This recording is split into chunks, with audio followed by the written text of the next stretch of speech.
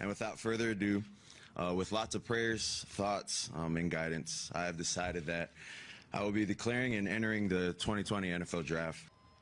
The Tua Tagovailoa era at Alabama is over. The quarterback announced Monday morning that he will be declaring for the NFL Draft instead of returning to the Crimson Tide for another season. That's where we start. I'm Mike Black. Connor has the night off, but I'm not alone. Joining me at the desk to talk about today's big announcement is our very own sports director, Mo Carter.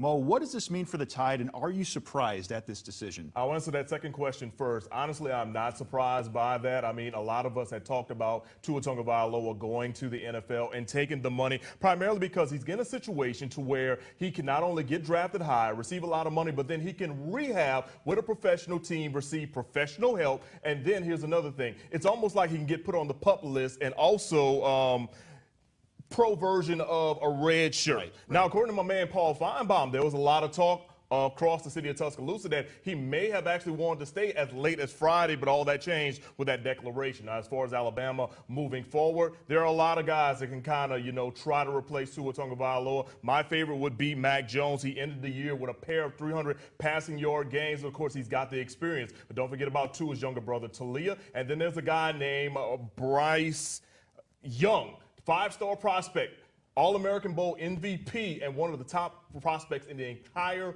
nation. He just signed with them. He got to campus today, so he could be a bright spot for the future. Now, of course, man, there's just a lot of things going on with Tua Tagovailoa, but, I'm glad to see he's making this great decision. Right. And you want to wish him the best, but at the same time, Tide fans are going to miss that guy. Oh, absolutely. End of an era, like we said before. But, if there's going to be risk either way, there might as well be reward with that very big.